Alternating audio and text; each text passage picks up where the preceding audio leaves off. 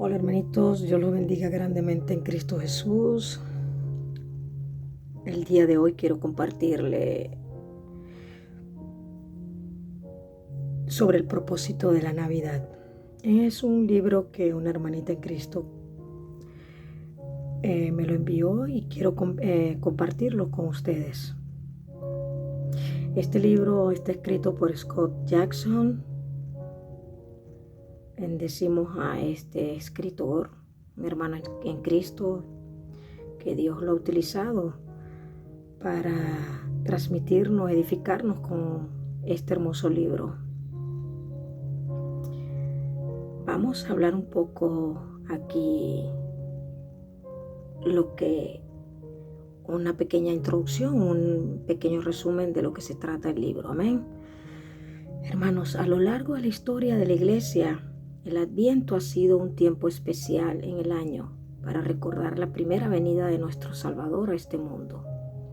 Representa una época para meditar de manera más profunda en el amor de Dios que le llevó a dar a su Hijo por nosotros, para darnos salvación y vida eterna, a fin de que ahora vivamos cumpliendo el propósito de nuestras vidas, que glorifiquemos a Dios al gozar de Él por siempre. Esta es una realidad que nuestros corazones distraídos tienden a olvidar, incluso en la víspera de la Navidad. Es fácil dejar que los preparativos para la cena de Navidad en casa o de vacaciones nos distraigan del propósito de la celebración. No es de extrañar que en medio de las compras de regalos, las películas navideñas y un sinfín de responsabilidades y circunstancias cotidianas, alegres o adversas, olvidemos lo que Dios nos ha dado en Cristo. Es por eso que en Coalición por el Evangelio estamos felices de presentarte este recurso que tienes en tus manos con reflexiones diarias sobre las razones por las que Jesús vino a nosotros. Ellas son una lectura ideal para compartir en familia durante los días previos a la Navidad, culminando las 7 lecturas el 25 de diciembre. Estamos profundamente agradecidos con Scott Jackson por permitirnos tomar estas reflexiones de su libro 25 razones por las que nació Jesús. Reflexiones diarias para celebrar el Adviento, que te invitamos a buscar y adquirir para leer y reflexionar más sobre el propósito de la Navidad. Oremos. Que estas lecturas puedan ser de edificación para cada uno de nosotros, de nuestra vida, nuestro hogar, nuestra familia, al ayudarles a gozarse más en la salvación que tenemos en Cristo Jesús. Amén. Hermanito, hay 4 razones para celebrar el Adviento y aquí se las voy a dar. Aquí este hermoso escritor nos los va a transmitir. Desde la época de la Reforma, muchos cristianos evangélicos y denominaciones hemos tratado de distanciarnos de las tradiciones y prácticas de la Iglesia Católica Romana. Desafortunadamente, al tratar de disociarnos, hemos etiquetado algunas prácticas buenas como sin sentido, sin importancia o incorrectas. Por ejemplo, muchas iglesias evangélicas no practican la recitación regular de liturgia o credos durante un servicio. Hermanitos, el Adviento es otra de esas prácticas que muchos desconocen porque fueron abandonadas por las iglesias o simplemente nunca se practicaron. Desde al menos el siglo V, los cristianos nos habíamos adherido a ciertos hábitos religiosos para prepararnos para la Navidad, lo que se conoce como Adviento. Esta palabra proviene del latín adventus, que significa porvenir. Generalmente, este tiempo incluye actividades como la oración, la meditación, la lectura bíblica y a veces el ayuno durante las semanas previas a la Navidad. Si bien esto sigue siendo común entre los evangélicos en América del Norte y otras partes del mundo, no es común entre los cristianos latinoamericanos. Es por eso que aquí quisiera compartir 4 razones, hermanos, para practicar el Adviento, antes de compartir contigo una serie de reflexiones diarias que te invito a leer en los días previos a la Navidad. Primero, para identificarnos con quienes esperaron al Mesías. Una de las mejores formas de resumir todo el Antiguo Testamento en una palabra sería anticipación a través de los pactos, las promesas, los profetas y los eventos históricos del Antiguo Testamento. No había duda de que vendría un Mesías de parte de Dios. La pregunta principal era ¿cuándo? Por eso, en tiempos de Jesús, había miles de judíos como Simeón, personas que esperaban que el Mesías viniera y trajera restauración. Eso lo podemos encontrar en Lucas 2:25. Ahora tenemos la bendición de vivir después del nacimiento de Cristo y comprender todos los beneficios que vinieron con su encarnación. Cuando apartamos un tiempo para enfocarnos en esperar y anhelar la celebración del nacimiento de Jesús, podemos apreciar la fe de quienes vivieron antes y ver estas cosas desde su perspectiva. Ellos anhelaban ver las cosas que sabemos son verdaderas. Esto hará que estemos aún más gozosos por el nacimiento de Cristo, hermanos. 2. Para conocer más a Jesús. Ya sea durante el Adviento u otros periodos del año, hacemos bien en apartar una cantidad especial de tiempo para crecer en áreas específicas de nuestra vida. Hacer esto con propósitos espirituales no es incorrecto ni nuevo. Por ejemplo, los israelitas tenían semanas reservadas para contemplar su relación con Dios durante las fiestas de los panes sin levadura y la fiesta de los tabernáculos. De manera similar, en el Adviento podemos enfocarnos en buscar crecer en amor y conocimiento hacia nuestro Salvador. Amén. Todos estamos presionados por la cultura y el consumismo para ver la Navidad de manera superficial y necesitamos contrarrestar esa presión atesorando más al Señor. Como Pablo escribió, somos llamados a disciplinarnos para la piedad. Eso lo podemos conseguir en 1 Timoteo 4:7. Esto implica ser intencionales en ordenar nuestras vidas para Dios. Tercero, para crecer juntos en comunidad. Las actividades del Adviento se llevan a cabo normalmente en comunidad. Toda la familia puede leer un libro sobre la Navidad. Por ejemplo, pueden leer la Biblia y leer el Evangelio de Lucas, que habla mucho del nacimiento de nuestro Abba Padre Jesucristo. Amén.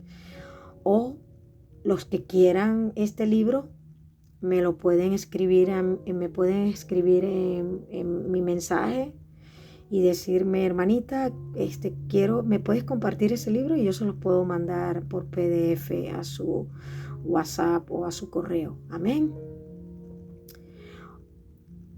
Una iglesia entera o incluso grupo de iglesias pueden organizarse para que sus miembros puedan tener las mismas lecturas o devocionales en forma cronológica, por ejemplo. Hermanos, en un mundo plagado por el individualismo, nos hace bien enfatizar el aprendizaje y crecimiento en comunidad. Los discípulos de Jesús estudiaron la palabra en comunión, hermanos, y Pablo enfatizó que sus cartas debían leerse en voz alta para que todos en la iglesia pudieran aplicarla juntos. Eso lo podemos conseguir en Colosenses 4:16.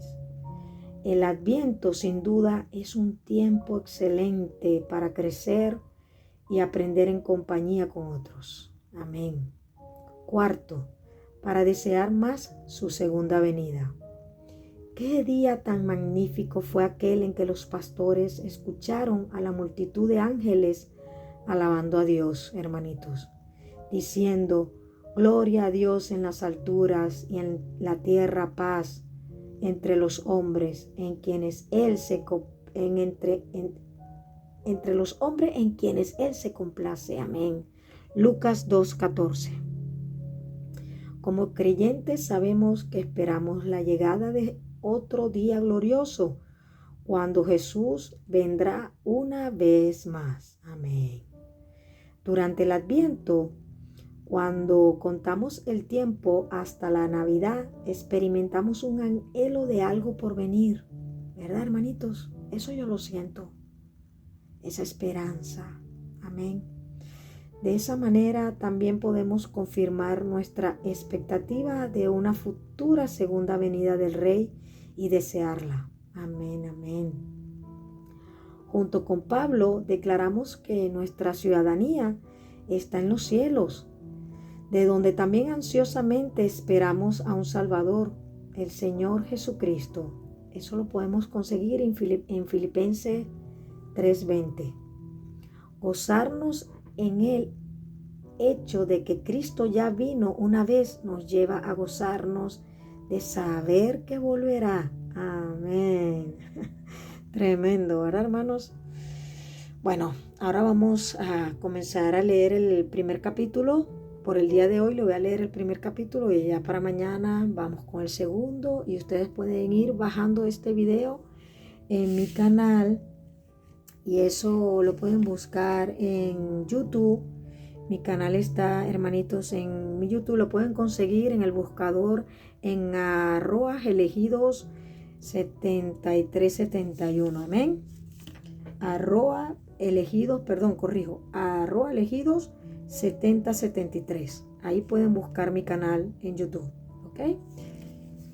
Así seguimos. Jesús vino para romper el silencio. Día 1. Hoy día 1. El tiempo que transcurre entre los últimos sucesos del Antiguo Testamento y los primeros acontecimientos del Nuevo Testamento abarca un periodo de unos 400 años. Al final del Antiguo Testamento vemos al pueblo de Israel intentando reconstruir la sociedad después del regreso del exilio. Si vamos al Nuevo Testamento, hermanos, encontramos un escenario muy diferente. Los judíos están bajo el gobierno de los romanos. Diferentes sectas han surgido dentro de la comunidad judía, y las sinagogas son un lugar de reunión para fines religiosos.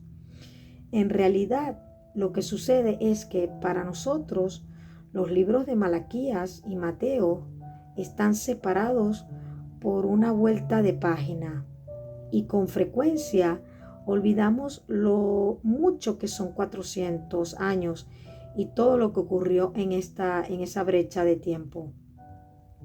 El tiempo entre los dos testamentos se suele denominar periodo de silencio o años de silencio. Imagínense, hermanitos. Estos términos se utilizan porque no hubo mensajeros especiales de Dios que proclamaran ser profetas, ni tampoco se escribieron libros bíblicos durante este tiempo. Por lo tanto, se podría decir que Dios estuvo en silencio por más de 400 años y no habló por medio de portavoces, ni hubo revelaciones específicas que se registraran como escritura. Sin embargo, desde el punto de vista histórico podemos afirmar que los años transcurridos entre los testamentos no se caracterizaron por el silencio.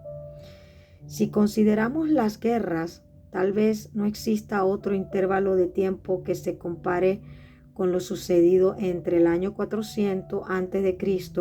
y el año 0. Observa algunas de las guerras que tuvieron lugar. Vamos a nombrar aquí algunas guerras. 410, 340, Segunda Guerra Siciliana. 400, 387, guerra espartano-persa. 395, 386, guerra de Corinto. 382, 379, guerra olinto-espartana. 379, 371, guerra tebana-espartana. 370, 350, revuelta de los sátrapas. 355, 346, tercera guerra sagrada. 340, 338, guerra latina. 327, 304, segunda guerra samnita. 322, 320, primera guerra de los diádocos. 319, 316, segunda guerra de los diádocos. 315, 311, tercera guerra de los diádocos. 315, 307, tercera guerra siciliana. 307, 301, cuarta guerra de los diádocos. 306, 303, invasión de India de Seleuco I Nicator. En esta lista únicamente se mencionan las guerras que ocurrieron durante el siglo IV antes de Cristo, hermanos. Pero no es siquiera una lista exhaustiva, solo se incluye algunas de las más importantes, las batallas por el poder a lo largo de todo el periodo intertestamentario, un término sofistificado para hablar del periodo entre el Antiguo y el Nuevo Testamento. Increíble, hermanos. Acabaron con muchos de los imperios más importantes del mundo: griego, egipcio, cartaginés, seleucida, macedonio y persa. No cabe duda de que en esta era la humanidad se caracterizó por un anhelo profundo por alcanzar el poder, la fama y la comodidad. Otro ámbito en que la sociedad demostró su fuerza y poder fue en el intelectual. Sócrates, Epicuro, Platón, Zenón, fundador del estoicismo, y Aristóteles vivieron durante esta época y evidentemente tuvieron un gran impacto en el desarrollo de diferentes campos de la filosofía. Si por esas casualidades eres profesor de geometría, debes agradecerle a Euclides por tener trabajo. Él vivió en el año 300 a.C. y fue el fundador de esa rama de la matemática. Arquímedes fue otra mente brillante que debemos destacar durante el periodo intertestamentario. A este matemático se le conoce por ser el primero en calcular el valor de pi. A pesar de que el mundo iba tras más inteligencia, fama y poder, aún había conflicto y falta de paz. Hermanitos, los judíos se habían desviado de sus prácticas religiosas, estaban cansados de la rotación de los imperios que los conquistaron. Las naciones estaban en guerra. El establecimiento de una lengua, griego koiné, y la construcción de una red de carreteras conectaron al mundo como nunca antes. Finalmente había llegado el momento para que Dios rompiera el silencio y apareciera en escena una vez más. Era el momento perfecto para el nacimiento milagroso de un bebé. El primer relato del nacimiento de un bebé en el Nuevo Testamento no es el de Jesús, sino el de su primo Juan el Bautista. Sus padres eran Zacarías y Elizabeth. El nombre Zacarías significa Dios recuerda y el nombre de Elizabeth significa Dios de pacto. El nombre Juan significa Dios es favorable. Qué manera interesante de romper el silencio del Antiguo Testamento. Dios recuerda que Él es un Dios de pacto, que cumple sus promesas y actúa con favor. Juan el Bautista fue el último profeta antes de Cristo y su propósito fue anunciar que Dios iba a hacer algo totalmente único por medio de su primo Jesús. Su nacimiento fue solo un pequeño preludio de lo que sería el verdadero comienzo del Nuevo Testamento, el nacimiento de Jesucristo. Juan el Bautista fue un llamado a despertar a fin de preparar a las personas para la llegada milagrosa de este bebé.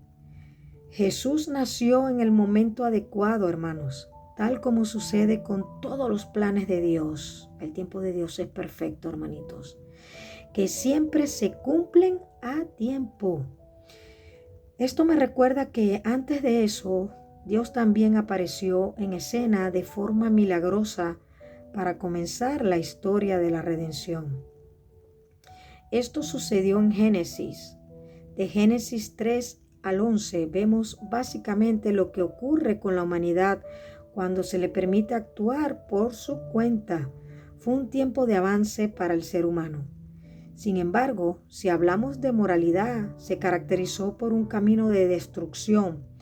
De repente Dios llama a Abraham y le dice que Él tiene un plan especial que hará posible que el ser humano salga de esta situación sombría.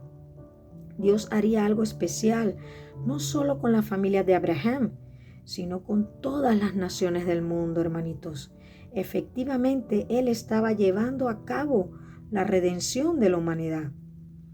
Con respecto a los planes de Dios que irrumpen el silencio y el llamado de Abraham, la misión del pueblo de Dios, escribe lo siguiente este escritor que se llama Christopher J. H. Bryant en su libro The Mission of God's Peoples. Dice: las civilizaciones más grandiosas no pueden resolver los problemas más profundos del ser humano. La misión de Dios de bendecir a las naciones tiene que darse con un inicio nuevo y radical. Requiere un quiebre, un giro drástico en el estado de las cosas, no simplemente un avance evolutivo de la historia existente. En la actualidad, puede parecer que Dios está en silencio. Esto hace que muchas personas se pregunten si Dios existe, ¿verdad? Si Dios obra en este mundo. Una vez más, estamos envueltos en la búsqueda del poder, el conocimiento, el dinero, fama. Esta búsqueda a su vez lleva a enfrentamientos y guerras. Ante esta situación, Dios declara: no se gloríe el sabio de su sabiduría, ni se gloríe el poderoso de su poder, ni el rico se gloríe de su riqueza. Pero si alguien se gloría, gloríese de esto, de que me entiende y me conoce, pues yo soy el Señor que hago misericordia, derecho y justicia en la tierra, porque en estas cosas me complazco, declara el Señor en Jeremías 9, 23, 24. Qué bello es Abba, Padre Jesucristo, qué hermoso su palabra. Te hago una pregunta, hermano. ¿Conoces a este Dios que vino a la tierra como ser humano?